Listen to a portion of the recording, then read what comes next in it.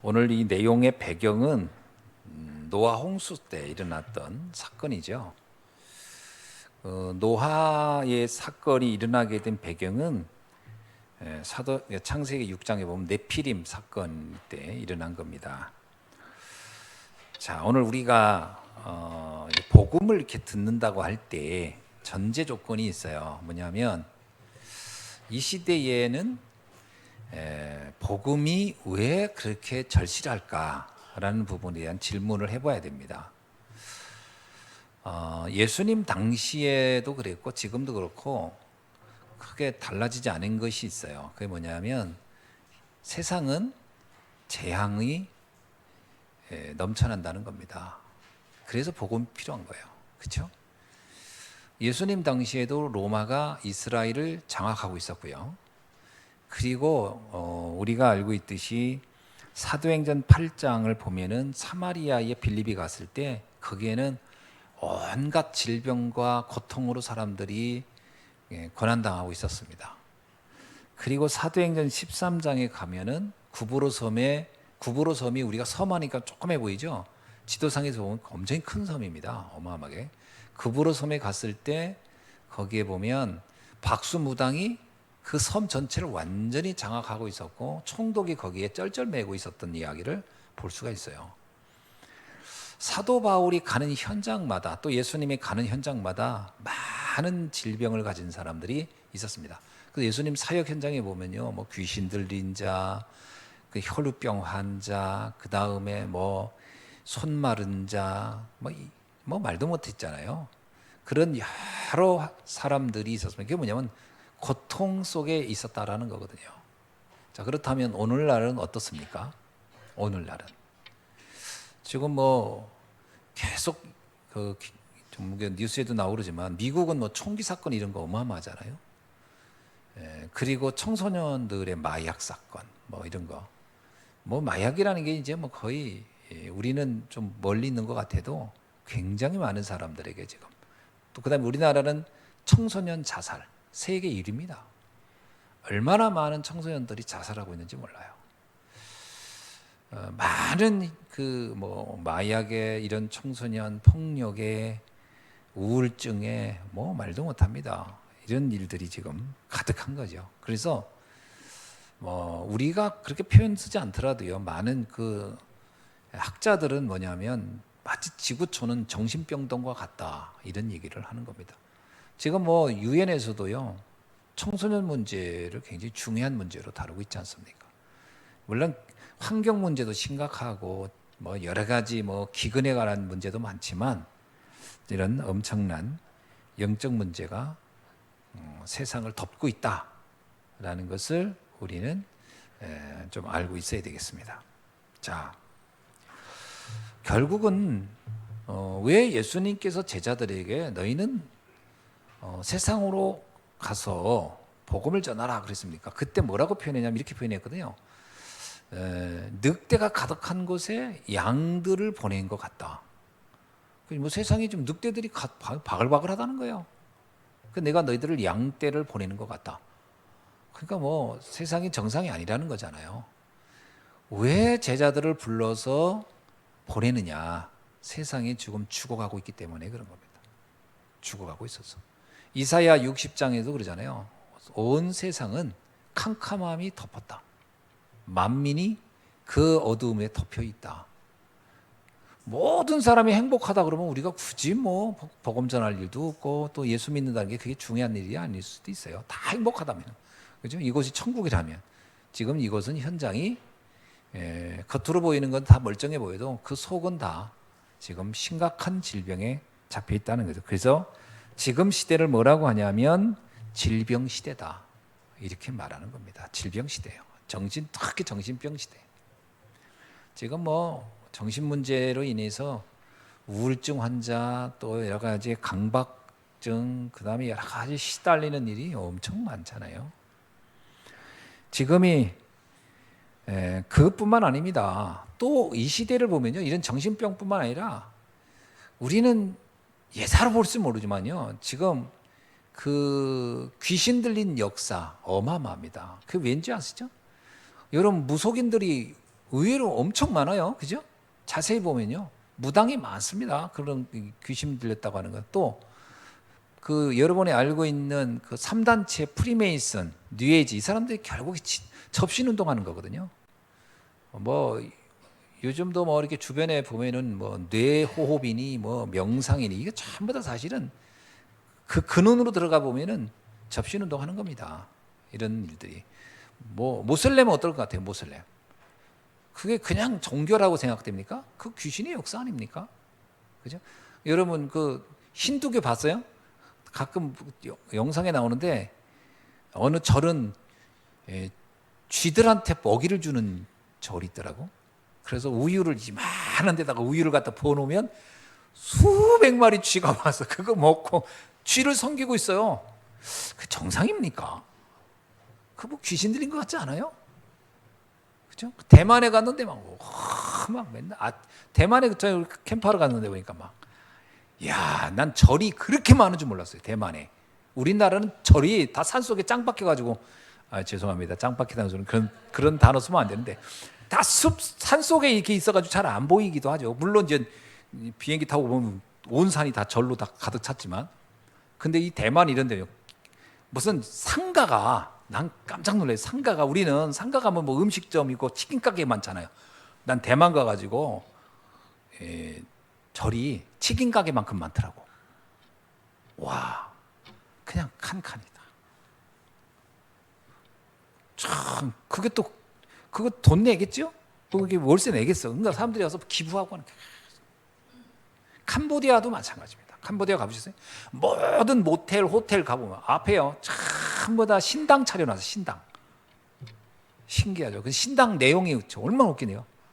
누구냐면 관우상이죠. 관우 이렇게 그게 있어요. 그래서 왜 관우 했더니 관우가 물질복을 갖다 주는 우상이래요. 야, 진짜 내가 웃기지도 않아.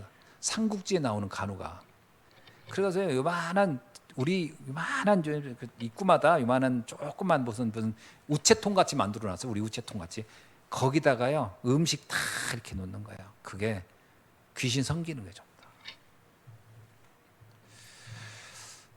귀신 섬기는 게 우상 숭배가요. 지구에 가득 찬 겁니다. 힌두교, 모슬렘, 뭐 샤머니즘, 말할 것도 없어요. 아프리칸 토속 종교, 말도 못해요.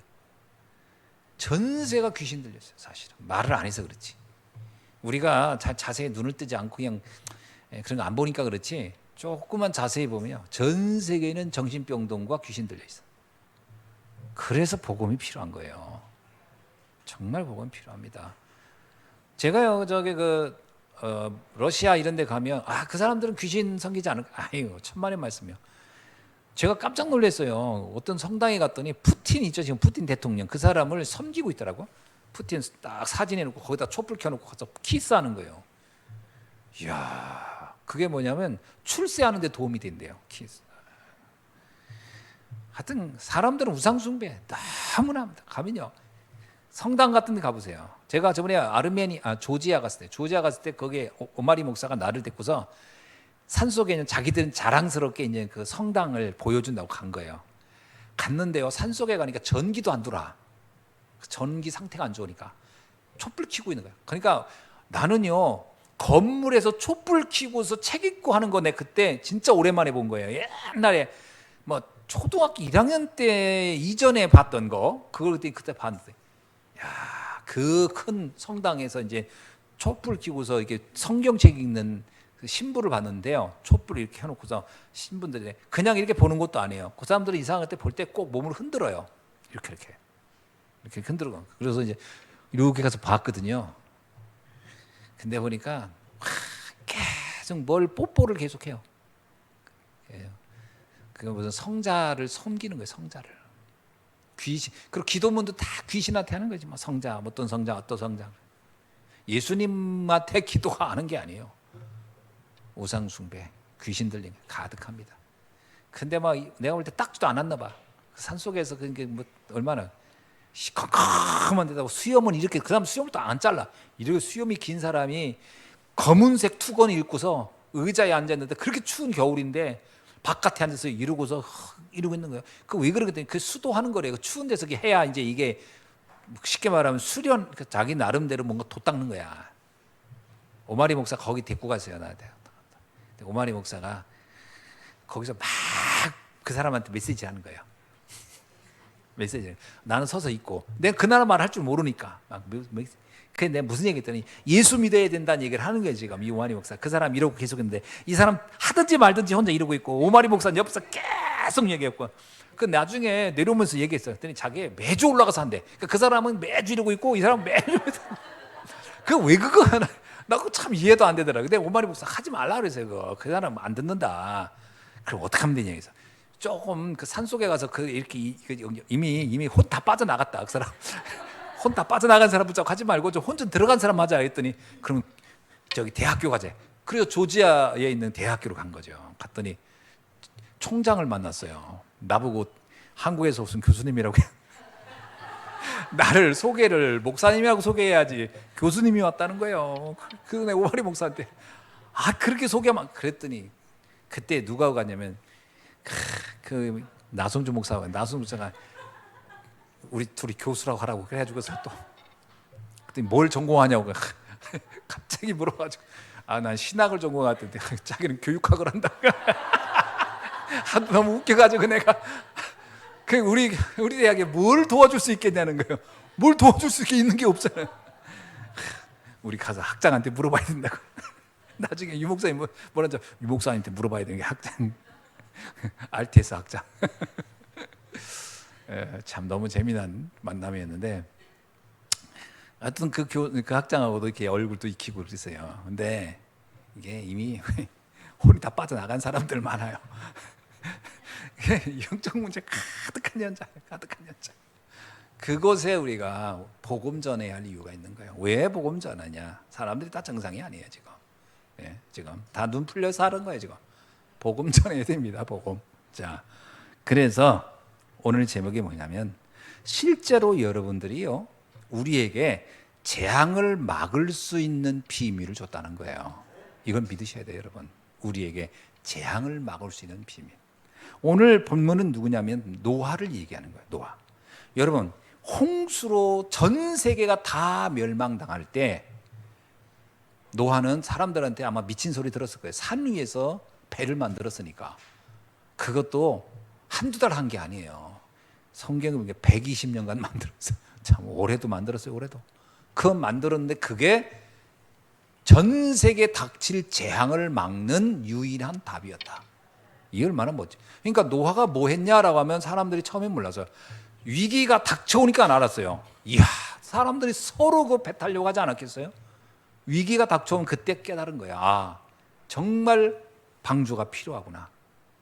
오늘 우리가요 지금 복음을 전하는 게 위기 만나지 않는 사람은 못 느껴요. 교인이 옆에 있든 예수 믿는 사람이 옆에 있든. 근데 인생의 위기가 오면 알 겁니다. 내 인생 문제 답을 어디서 찾겠어요? 학교에서 알려주겠어요? 책에서 배우겠어요? 배울 데가 없어요. 인생 문제의 답은 딱 하나밖에 없어요. 그리스도. 그리스도 외에는 답이 없습니다.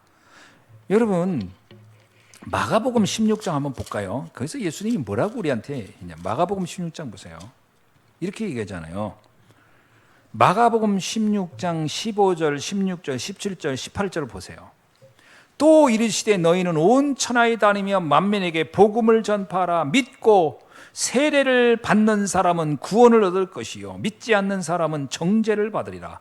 믿는 자에게는 이런 표적이 따르리니 곧 그들이 내 이름으로 귀신을 쫓아내며 새 방언을 말하며 뱀을 집어올리며 무슨 독을 마실지라도 해를 받지 아니하며 병든 자에게 손을 얹은즉 나으리라 하시더라. 아멘. 재앙 막는 능력과 비밀을 우리에게 이미 주셨다. 아멘. 믿으셔야 돼요. 내가 하는 게 아니에요. 내가 그 사람을 치유하는 게 아니라니까. 내 안에 계신 그리스도의 그 이름이 선포될 때 치유되는 거예요. 그죠? 그리스도의 이름이 사단을 몰아내는 거고 그리스도 이름이 치유하는 거예요. 예수님이 그러잖아요. 내 믿을 때 너는 이미 치유된 거예요. 예수의 이름을 믿을 때, 그죠? 그 이름을 믿을 때 치유받는 거예요. 백부장이 하인 낳을 때 어떻게 했어요? 주님 말씀만 하옵소서. 주님이 말씀만 하면 내 하인의 병은 낫겠나이다. 어떻습니까? 예수님의 이름의 권세가 이런 저주 재앙을 막을 비밀이 있는 줄 믿습니다. 자, 그렇다면 자, 오늘 본문에 나와 있는 이 노아 사건에서 배경을 한번 봅시다. 재앙이 어떻게 시작됐죠? 재앙의 시작은 여러분 잘 알고 있듯이요, 사실은 창세기 3장 사건부터 시작된 거예요. 하나님 떠나고 나서부터 이 세상은 재앙이 덮쳤어요. 근데 이 재앙이 덮쳤을 때 사람은 이 재앙을 해결하는 방법을 어떻게 생각했냐면, 내가 노력하면 해결할 수 있어 라고 해서, 그게 창세기 3장의 가장 큰 문제예요. 인생의 문제가 덮친 것이 하나님 떠나서 온 걸 모르고 내가 열심히 하면 이 재앙을 막을 거라 생각을 하고 하죠. 해결이 안 돼요. 그 다음에 두 번째 사람들이 생각해낸 게 뭐냐면 물질로 인한 성공입니다. 여기 보니까요, 네피림입니다. 6절을 보세요.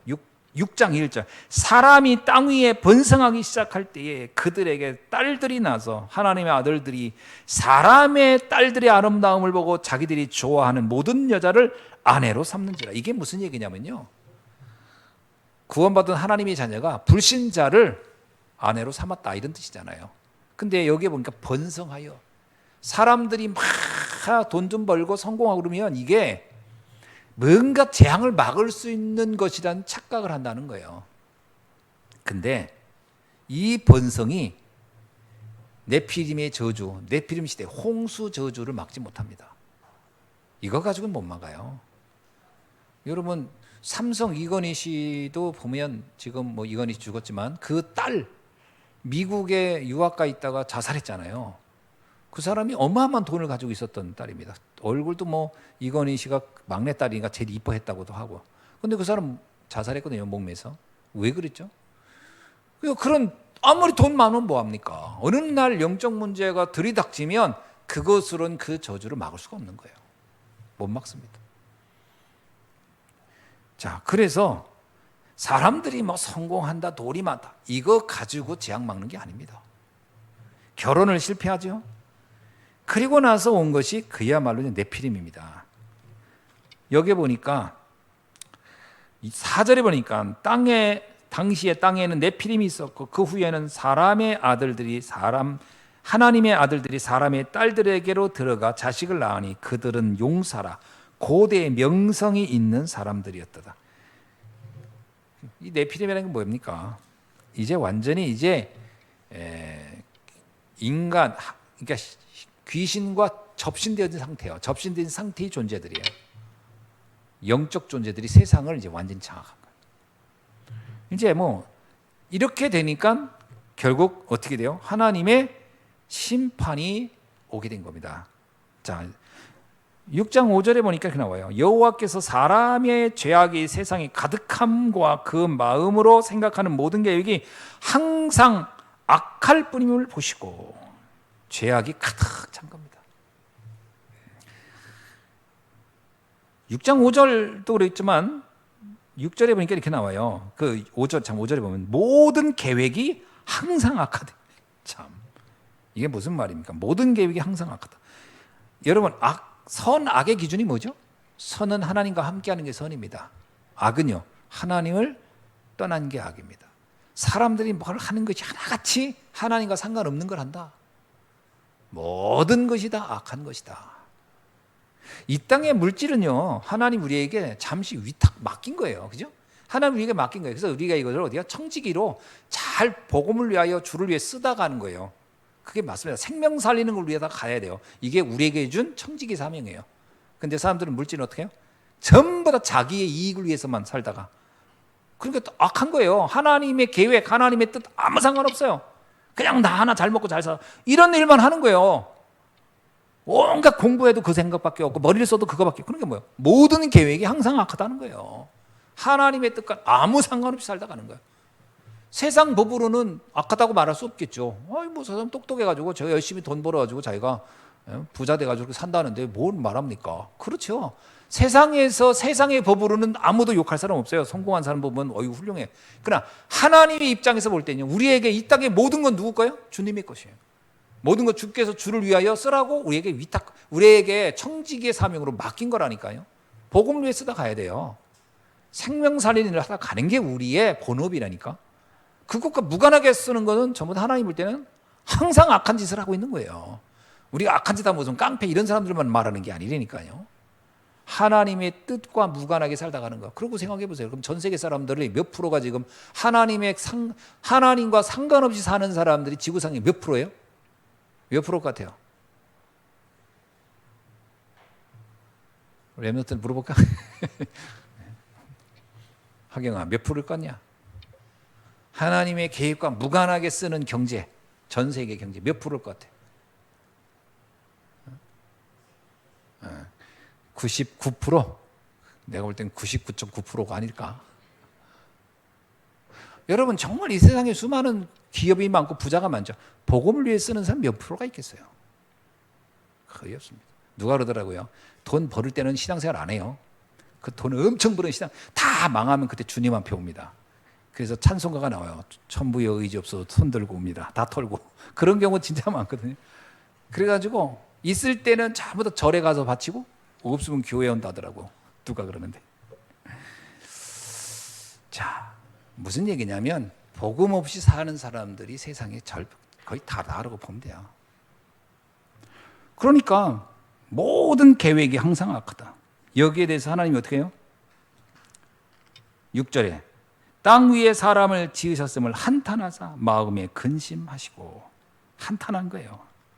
그래서 7절에 이르시되 내가 창조한 사람을 내가 지면에서 쓸어버리되 사람으로부터 가축과 기는 것과 공중의 새까지 그리하리니 이는 내가 그것들을 지었음을 한탄함이니라 하시니라. 야, 하나님이 한탄하였다. 근데 여기 보면요, 억울한 게 누군지 아세요? 사람 때문에 가축들이 다 죽어버렸어요. 그래서 우리가 짐승들한테 미안해야 돼요. 인간이 타락하면서 전 세계가 다 저주받은 거예요. 여기에 한 사람이 준비됩니다. 누구죠? 8절. 그러나 노아는, 우리 다 같이 읽읍시다. 시작. 노아는 여호와께 은혜를 입었더라. 아멘. 왜 노아일까요? 노아만 우리 인생 문제의 답은 하나님의 은혜가 필요하다고 믿은 사람이 유일한 거예요. 이 사람이 착하다, 뭐 선하다, 성실하게 이거와 상관없어요. 노아만 그걸 깨달은 거예요. 뭐라고요? 이 땅의 문제가 영적 문제고 하나님 떠난 문제고 이것을 해결한 길은 하나님의 은혜밖에는 없다고 선포한 사람이에요. 그래서 하나님이 노아에게 은혜를 베푼 겁니다. 그래서 이 한 사람으로 인하여 뭘 만들었냐? 방주를 만든 겁니다. 재앙 맞는 산업. 여러분 한 사람 때문에 여러분의 가문이 살고 후대가 살고 미래가 사는 축복이 임할 줄을 믿습니다. 그걸 믿으셔야 돼요, 진짜로. 노아가요, 뭐 인격적으로 훌륭한, 안 그렇습니다. 노아 나중에 보면 술 먹고서 막 이게 옷 벗고 누워 있고 이런 거 많이 해요. 이 사람은 주사가 아주 심한 사람이에요. 그런 거에 대해서 하나님이 책망 안 합니다. 왜? 지금 노아의 그게 문제가 아니에요, 지금. 그 주사가 하면 좀 어때요? 그렇죠? 예, 하나님이 그럴 거예요. 술 좀 조금 줄여라 이러지. 이거 뭐 큰 문제 안 돼요. 문제는 뭐냐면 이 사람이 뭐 한 사람이다? 하나님의 은혜를 입었더라. 이게 중요합니다. 하나님의 은혜를 입었더라. 여러분이 뭐 실수할 수 있고 부족할 수 있고 그게 중요한 게 아니고 하나님의 은혜를 입으면 그로 끝입니다. 어떻습니까? 여러분이 하나님의 은혜를 입은 것 같아요? 안 입은 것 같아요? 옆 사람한테 인사합시다. 당신이야말로 하나님의 은혜를 입었습니다. 랩런트들은 또 안 해요. 왜 안 할까? 해봐요 한번. 너는 하나님의 은혜를 입은 사람이야 이렇게. 아멘. 하기 싫으면 넌 아니니? 이렇게 물어. 하나님의 은혜를 입은 사람. 이게 노아였다니까. 그 한 사람으로 인해서 어떤 일이 있죠? 6장 14절 보세요. 너를 위하여 방주를 만들어라. 여러분이 그리스도를 믿는 것 그 자체가 구원받았다는 것은 나를 위한 최고의 축복의 사건입니다. 또 하나 이 방주는 교회를 상징하는 거예요. 교회. 그래서 너를 위하여, 여러분이 교회를 섬기고 교회를 축복되게 하는 것은 결국 내가 축복받는 길입니다. 아멘. 그렇죠? 방주라고 하는 것은 그리스도를 상징하는 것이고 방주는 교회를 상징하는 거예요. 그 다음에요. 18절에 뭐라고 나와요? 너는 내 아들들과 내 아내와 내 며느리들과 함께 그 방주로 들어가라. 가문 살리는 답이 그 안에 있다라는 거예요. 아멘. 가문 살리는 답이 이 복음 안에 있어요. 여러분 후대 살리는 답이 이 복음 안에 있다. 6장 20절에는요. 뭐라고 나옵니까? 6장 20절에 새가 그 종류대로 가축이 그 종류대로 땅에 기는 모든 것이 그 종류대로 각기 둘씩 네개로 나오니 그 생명을 보존하게 하라. 아멘. 생명을, 모든 것의 생명 살리기 위하여 이 복음을 전하라. 왜 우리가 교회를 세우죠? 왜 교회를 교회답게 만들어야 되느냐? 생명운동 해야 되니까. 왜 우리가 교회를 세우고 또 다섯들 있는 교회를 세우려고 하지요? 우리의 가문과 후대를 살리는 길이기 때문에. 아멘? 그 답을 여러분이 찾으셔야 돼요. 그래서 지금 요즘 기도하고 있습니다. 아무 소식은 안 오지만 기도하고 있어요. 하나님, 정말 우리가 후대 살리고 나를 살리고 그리고 모든 생명 살리는 교회를 지금 우리가 그것 놓고 기도 안 할 수 없습니다. 아멘? 기도해야 되겠죠. 자, 그래서 재앙 막는 일을 위하여 하나님은 오늘 이 시대 여러분을 부르신 줄로 믿습니다. 그래서 늘 기억하세요. 내가 누구냐? 이 정체성에 대한 질문의 답을 늘 확인하세요. 나는 뭐 할 사람이다? 재앙 막는 주인공이다. 아멘. 재앙 막는 주인공이다. 기도하겠습니다. 하나님 감사합니다. 오늘 우리 성도님들이 재앙 시대에 이 재앙 막는 하나님의 자녀들로 하나님 앞에 쓰임받다 갈 수 있도록 축복하여 주옵소서. 예수 그리스도의 이름으로 기도하옵나이다. 아멘.